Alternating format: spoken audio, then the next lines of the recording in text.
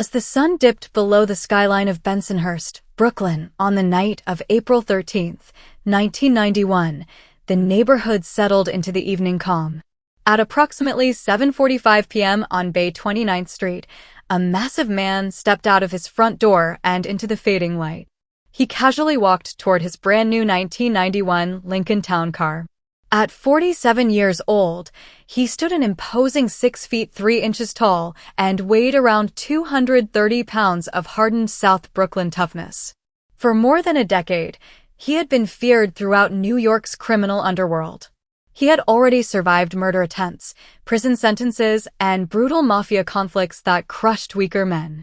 He had carried out killings for his superiors and even risked his own life to protect his boss, driving him all over New York City while undercover federal agents secretly photographed them from unmarked cars.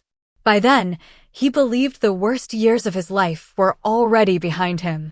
He had barely made it a few steps from his vehicle when he noticed someone moving toward him.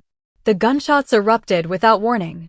Frank Lino opened fire with a .380 caliber handgun, continuing to shoot until the weapon was completely empty. 7 bullets hit their target. 2 pierced his head, while 5 tore into his chest. Bobby Borrello collapsed beside his luxury car, murdered on the very property he called home. His blood spilled onto the concrete while his 2-year-old son remained safely inside the house. Susan, his partner of 17 years, rushed outdoors only to find her husband lying lifeless in a pool of blood. Emergency crews arrived within minutes, but there was nothing they could do.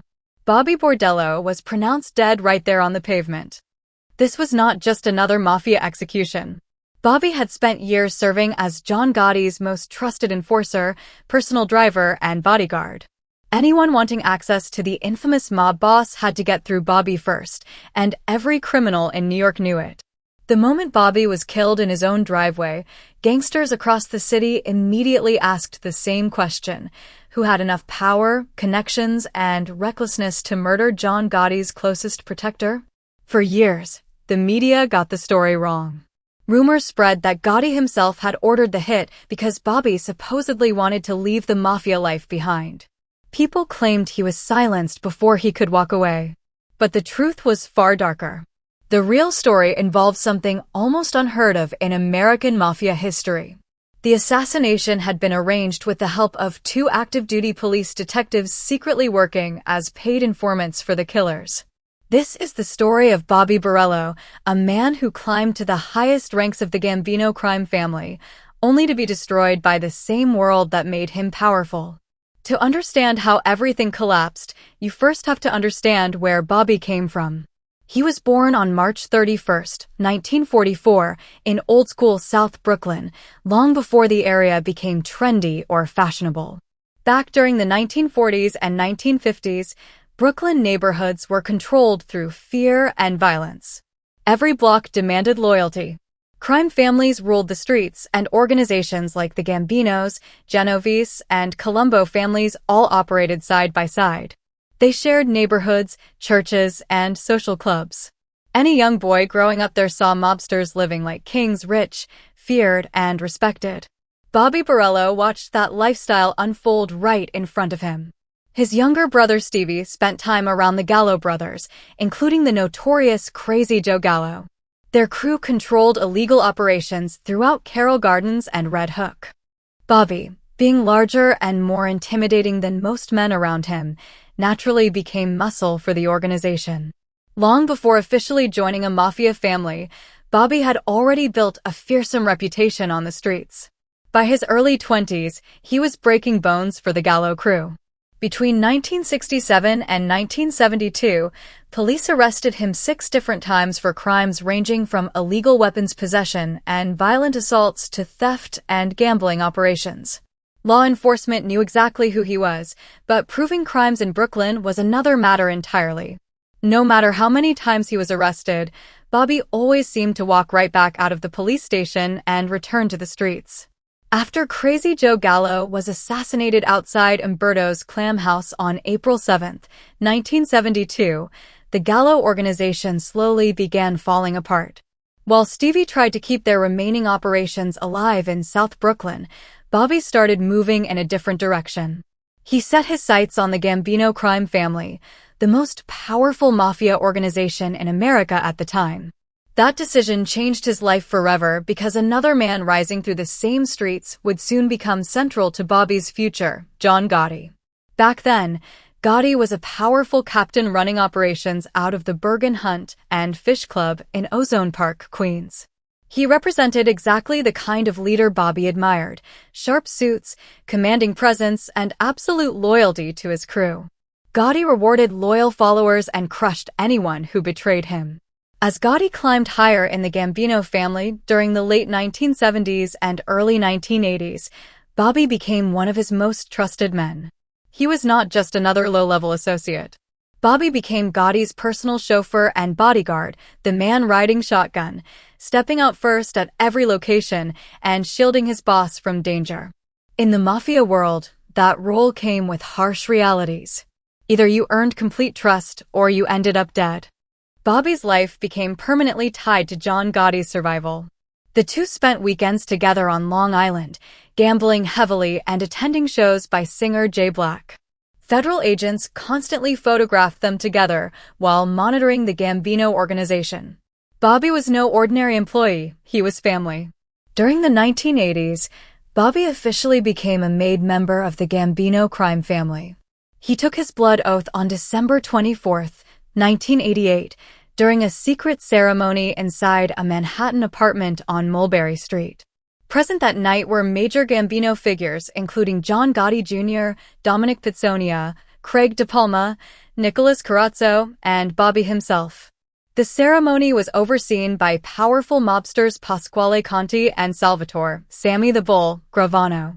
Becoming a made man under the Gambino family during the late 1980s meant reaching the top of organized crime in America. But living close to power also meant carrying a massive target on your back. Bobby's crew controlled trucking operations, construction sites, and illegal loan sharking businesses across Manhattan, Queens, Staten Island, and Brooklyn. He worked alongside feared gangsters like Angelo Ruggiero and Anthony Anastasio. His crew also profited from adult entertainment clubs along the East Coast through businessman Steve Kaplan, who regularly paid protection money to Bobby and members of the Gotti family. Protecting those profits required violence. In one notorious incident, Bobby opened fire on a Genovese associate named Preston Geritano in broad daylight on a Brooklyn street. Normally, a move like that would have sparked all-out war, but Bobby's close relationship with Gotti allowed rival factions to settle things peacefully instead. Then came October 4, 1990. One of Gotti's men, Louis Di Bono, had become a problem. Di Bono was making huge amounts of money from construction contracts involving fireproof insulation work at the World Trade Center. But he repeatedly ignored direct orders from Gotti to explain his finances. In the Mafia world, disrespecting the boss usually meant death. Gotti assigned the murder to his enforcers. Louis Di Bono was shot dead inside a parking garage at the World Trade Center on October 4, 1990. After his death, Sammy Gravano took control of the lucrative contracts. The entire plan worked perfectly. A man disappeared, the money changed hands, and nobody talked. Now remember the name Anthony "Gaspipe" Casso. He would soon become central to Bobby's downfall. By the end of 1990, Bobby had risen to acting captain, overseeing the crew connected to John Gotti's son. Operating from a social club on Sackett Street in Brooklyn, he became one of the most influential and feared men in the organization. Then everything changed.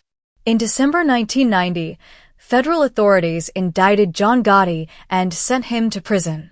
To keep control of the organization from behind bars, Gotti created a 5-man ruling committee that included his own son. As a newly appointed acting captain, Bobby suddenly held enormous power inside a criminal empire operating without its leader. On the surface, Bobby had reached the peak of Mafia success. At 47 years old, he was running his own crew for the most dangerous crime family in America. But beneath the success, the organization was quietly falling apart.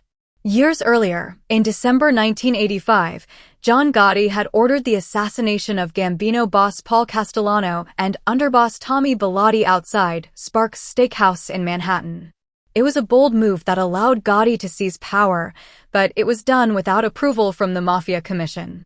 He killed the boss and crowned himself king simply because he had enough force behind him. Years later, an informant named Dominic Locarno claimed Bobby had participated in the Castellano murder. That accusation alone made Bobby a marked man because rival crime families, especially the Lucchese family, had strong ties to Castellano. And one man in particular never forgot the insult: Anthony "Gaspipe" Cassos. He was known for holding grudges forever. Bobby's name ended up on his personal hit list. Born in South Brooklyn on May 21, 1942, Anthony Salvatore Cassos became one of the most violent mobsters New York had ever seen. He ordered murders as casually as someone ordering lunch. Federal prosecutors eventually charged him with 15 murders, though investigators believed the real number of victims was close to 100. Winning conflicts was never enough for Cassos. He wanted complete destruction of his enemies. What made Cassos even more dangerous was the fact that he secretly controlled two corrupt NYPD detectives, Stephen Caracappa and Louis Exploit. Exploit was a former bodybuilder who openly bragged about his mafia connections, while Caracappa was a highly respected detective who specialized in mob investigations. Publicly, they looked like decorated police officers. Secretly, they worked for the Mafia. Beginning around 1986, Cassos paid the detectives roughly $4,000 every month in exchange for sensitive police information. They leaked confidential records, exposed informants, provided home addresses and license plate numbers, and helped organize murders. They essentially acted as scouts for Mafia hitmen. In early 1991, Cassos decided Bobby Borrello had to die. The order reportedly began with an audio recording in which Bobby threatened Cassos and his family. Whether the tape came from an official wiretap or an illegal bug remains unclear, but the threats sealed Bobby's fate. Before sending the killer, Detective Louis Exploit personally verified Bobby's address. Wearing a full police uniform, he went directly to the Borrello home on Bay 29th Street. Susan Borrello later recalled the terrifying encounter. Eppolito flashed his badge and firearm while asking if Bobby lived there. After learning Bobby was away, the detective claimed he would return later. He never did because the mission had already been completed. The information was passed to Anthony Casso, who then assigned the murder to Lucchese hitman Frank Lino, known as Big Frank. Lino had a reputation for carrying out executions efficiently and without mistakes. On April 13, 1991, Bobby spent the day gambling at Aqueduct Racetrack before returning home that evening. Susan was inside cooking dinner with their toddler, while their older son Patrick was out watching a movie. Bobby parked his car and walked toward the house. Out of the darkness emerged the gunman. 7 shots rang out, 2 to the head and 5 to the chest. Bobby collapsed beside his Lincoln Town car and died almost instantly. Susan initially thought the shouting outside was another argument about parking with the neighbors. But when she stepped outside, she discovered her husband bleeding on the pavement. Holding her youngest child, she called 911 as police rushed to the scene. From prison, John Gotti learned about Bobby's murder and reportedly became furious. He instructed his son to support retaliation through the Gambino organization. Gotti also demanded meetings with rival mafia leaders to ensure no loose ends remained. For more than a decade, Susan had no idea who murdered her husband or why. The truth finally emerged in 2005 when federal agents arrested the 2 corrupt detectives in Las Vegas, where they had been living comfortably in retirement. The charges against them were shocking: murder, attempted murder, conspiracy, drug trafficking, obstruction of justice, and money laundering. The same detectives sworn to protect New York City had secretly worked as mafia assassins for years. Federal prosecutors revealed how the detectives helped track Bobby down and scout his home before the murder. Although the specific killing never went before a jury, mountains of evidence and witness testimony clearly showed how deeply involved the officers had been. Susan finally learned the horrifying truth 14 years after her husband's death. Seeing Luis Ippolito's face in a newspaper instantly brought back memories of the giant detective who had come to her front door flashing a badge and weapon. Her father, who had been present the night Bobby was killed, later realized Detective Stephen Caracappa had also been at the crime scene questioning witnesses. The officers assigned to solve Bobby Borrello's murder were the same men who helped arrange it. In 2006, a jury convicted both detectives on every charge. Each received life in prison plus an additional 80 years, along with fines exceeding $4 million. Anthony "Gaspipe" Casso eventually became a government witness in 1994. He admitted involvement in 70 crimes, including extortion, racketeering, and orchestrating 15 murders. A judge sentenced him to 455 years in prison, where he died on December 15, 2020. Frank Lino, the gunman who killed Bobby in the Bensonhurst driveway, later confessed to multiple Mafia murders and criminal activities. Bobby's brother Stevie continued working within the Gambino organization long after Bobby's death. John Gotti himself was convicted on April 2, 1992, for murder, conspiracy, racketeering, illegal gambling, tax evasion, and other crimes. He received life in prison without parole. After developing throat cancer in 1998, Gotit died inside a federal prison medical facility on June 10, 2002, never again seeing freedom.